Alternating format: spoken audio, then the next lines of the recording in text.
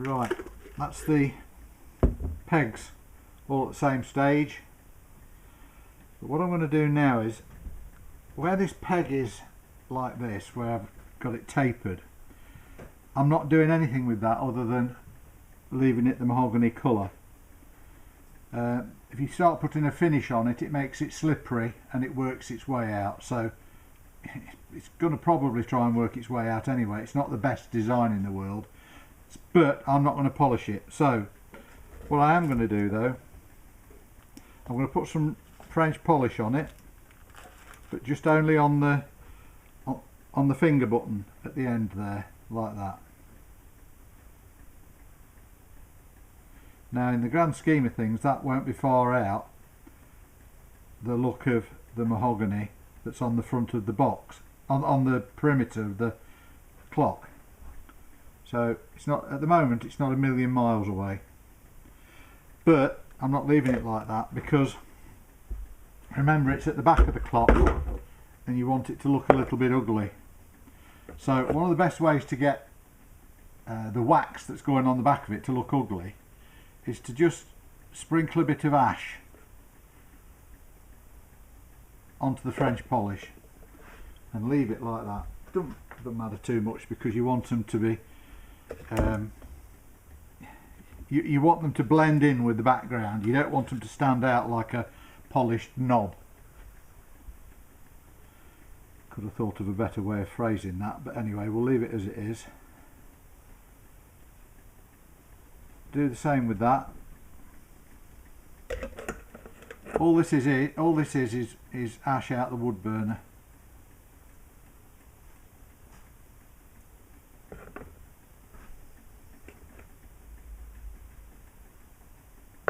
All being well, the owner won't be taking the front off the box very often anyway. They'll only be opening the front to wind the clock up and to alter any time should it start losing or making time. Might seem very, very crude doing this, but if you imagine the amount of rubbish that lands on the top of this clock just through dust in the house. Every time you open the door, there's minute clouds of dust goes around your home, and really this is just a way of dulling down the new turnings so that you don't look at the side of the clock and think, oh, they're new. You have to wait for this French polish to go off, so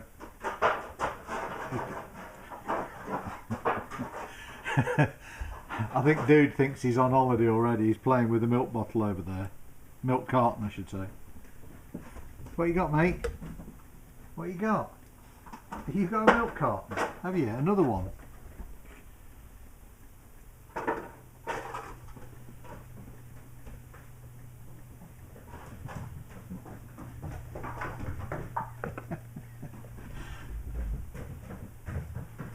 Right. There they are. But what that's going to do when that French polish has gone off, it's just going to give me a key, because I want a key for the wax to stick to, but I don't want the wax to be polished. So let's get a few things off the bench. Something else I didn't mention to you, but Pete, who helped me with the horology bit of this, he explained to me, you see this on the bottom of the pendulum, that's got a very, I'll do it to this camera, it's got a very small turning down there, and just a quarter of a turn of that little knurled knob up or down will adjust the timing of your clock, and that's all that's the only thing that you can adjust the timing of the clock with, and that's on the pendulum. Amazing really, but just thought I'd let you in on that one. So I think that while I'm waiting for that to go off, we're at the stage where I can start putting some wax on the box. On the bottom of the clock, I remember now, we've got those little chips in the veneer. So what I'm going to do with that is just put, it's a hard wax, but it's not like the hard wax that you put under a burner. You've got different kinds of waxes that will fill in little chips and that kind of thing. Oh, there's the wax. But that will be the very last job.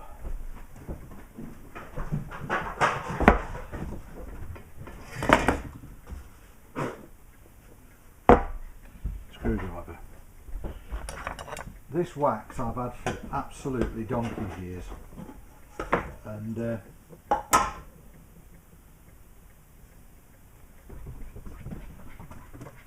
it's so lumpy now that a lot of people wouldn't use it,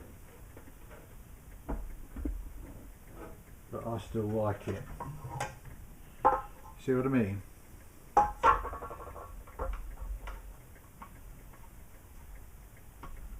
Now that will look a very dark wax to you. Can you see it? See how dark it is?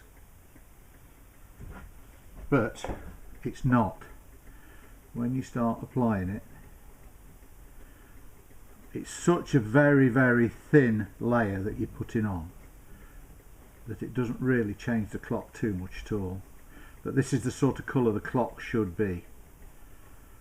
If I was to just put on antique pine, which is the favourite of everybody's, it would look unusual.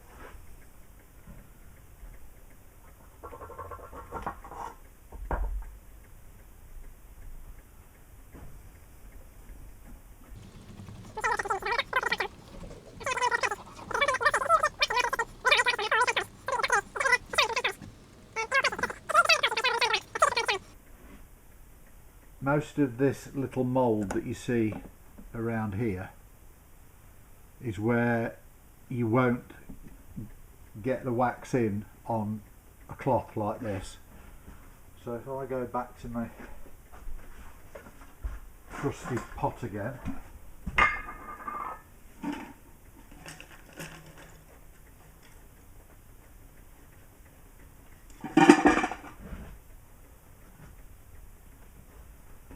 what you do is you just go around it with a brush.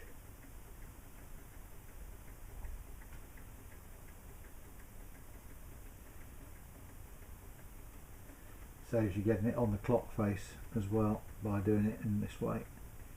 Making sure that, how can I explain this? You've got a grain fill, more so on oak than mahogany, but if you don't grain fill them or wax fill them, they look white when they start to get dirty and the dust goes on them, and you dust them down with a cloth. They start to go white.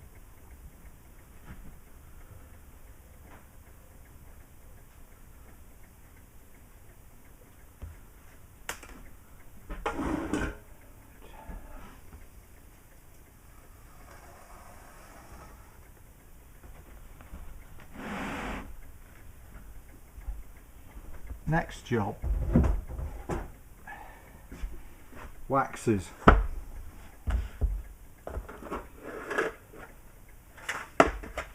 You know what I told you about some of the hard waxes? Well, these are hard waxes that you have to heat up, and then you scrape it off with the end of a hot screwdriver, of which I've got one in here.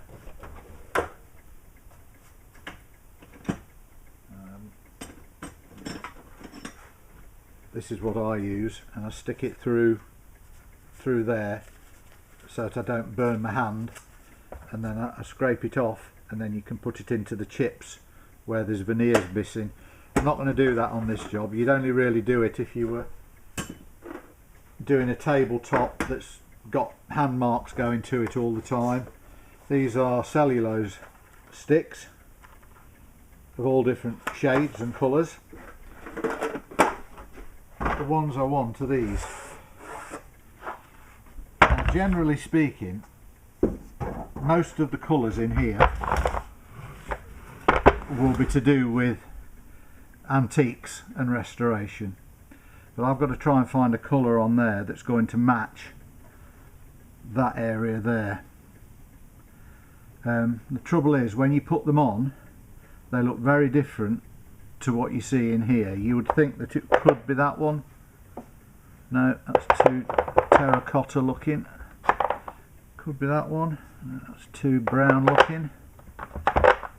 Could be that one. Nope. It's that one.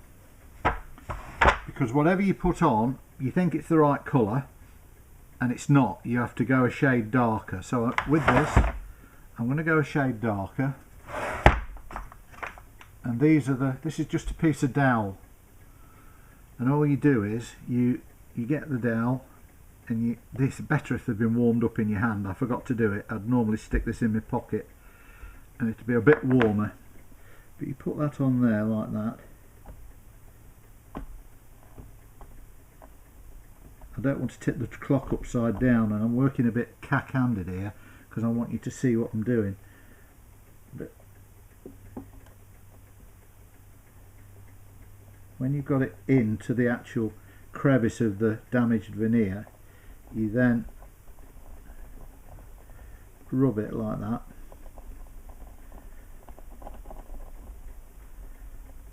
And that burnishes the top of the wax. Because if you remember, I haven't actually waxed this yet. I've only waxed the top face of the timber work around the bezel of the clock. So I'm not going to do every tiny little bit, because you know it's clearly had damage, and so you've got to leave some. There's no such thing as an immaculate antique. If you've got an immaculate antique, you're very, very lucky.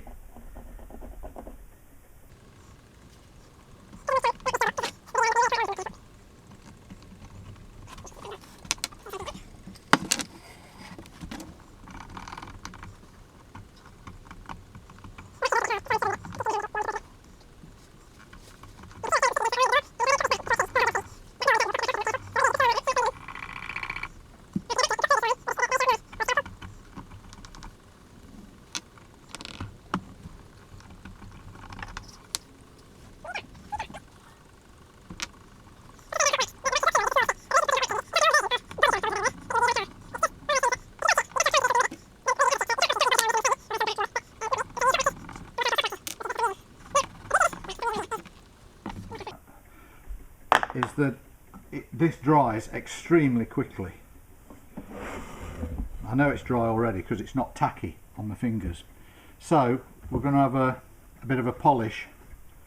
We'll see how this is going to come up, or fingers crossed how it's going to come up.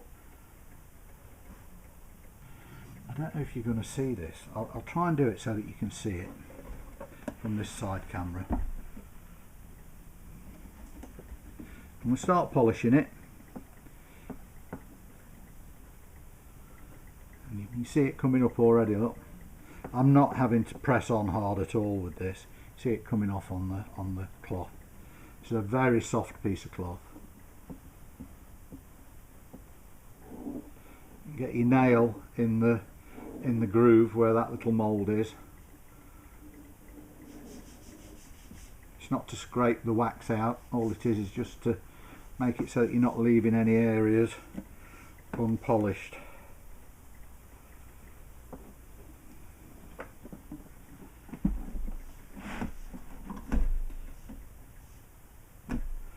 I forgot to say as well, you're not really seeing the back of this clock, but clever as they were when they designed this clock, there's like little studs here, and all they are is nails, and those nails are there to keep, see how that there stands slightly proud of the back of the box. So those have been put in as slight adjustments so that the clock sits vertical when you put it straight on the wall without having to put bits of cardboard or packing up the back of it. So whether they were done from new, I don't know, but it's a clever little idea to keep it plumb, because we've had to set this up plumb on that little stand that Ben made, and they're kind of setting you off with it with those two little pegs out the back. Now this is coming up nice.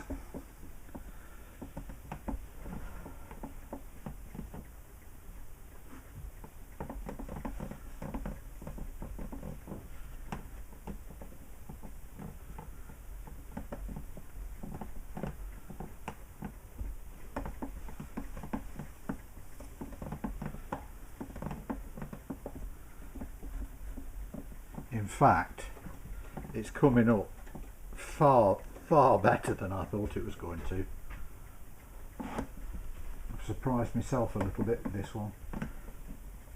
It's all very well having these challenges that you haven't seen before you've started the video, but they do leave you with a bit of trepidation. I don't mind admitting it.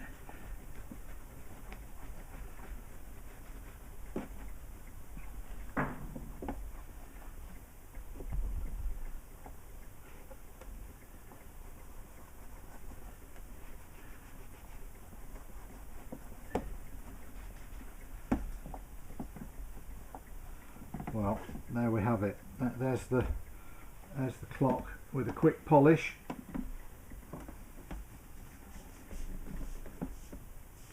I'll put the front on it now. I'm having to hold it tight because I've got the pegs down on the bench here that I'm going to show you next. There's the bezel all polished. Out of frame, sorry, not the bezel. Forgive me for that. So now, see all this that's on here?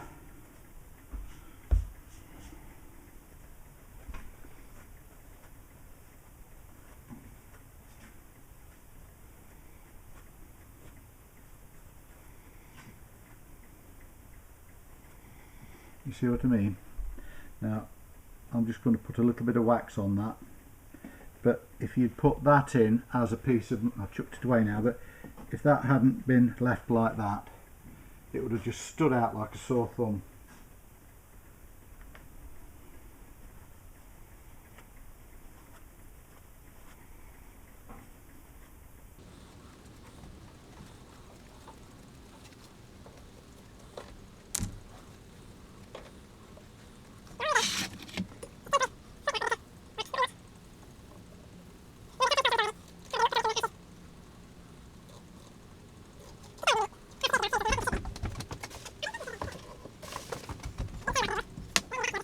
Right, that's the pegs. So let's pop these in.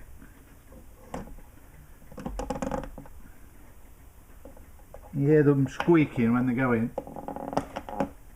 That's what I want to hear. If they don't squeak, they're not gripping.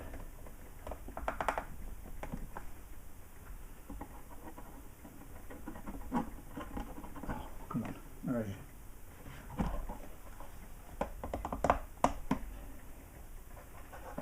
Now we have it. See them around the side? Not as obvious, are they now? So next job, and I'm going to keep it this way round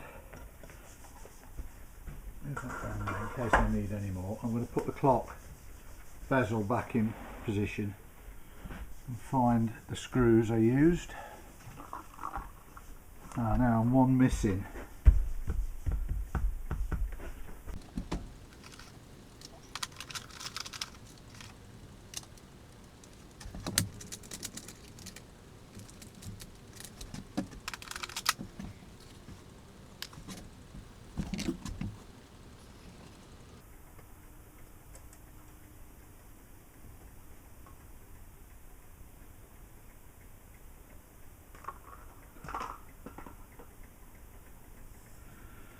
This back in place.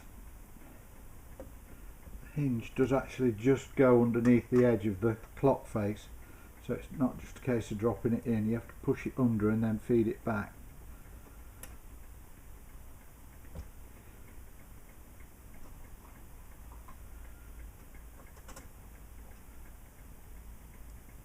Nearing the end of this now, so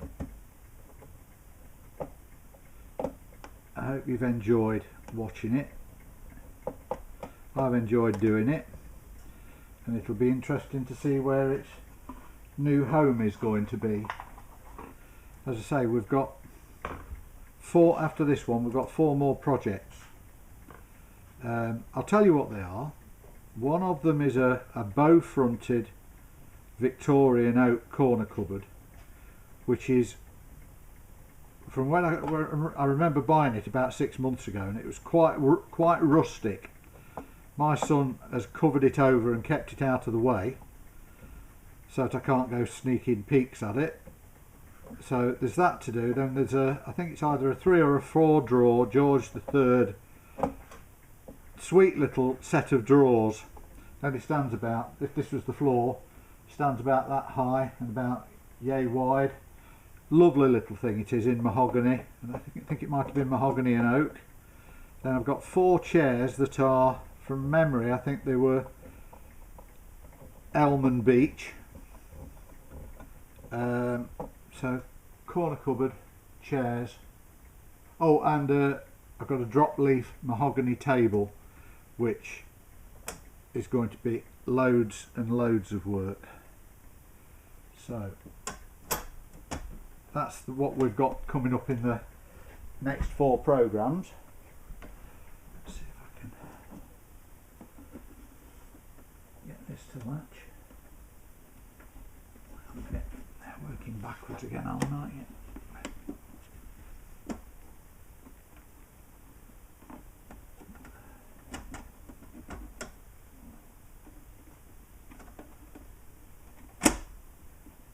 Right, there we have it. All done and dusted, I think.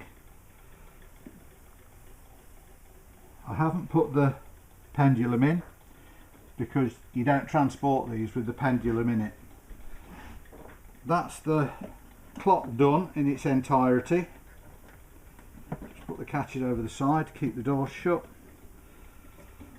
I do hope you like it.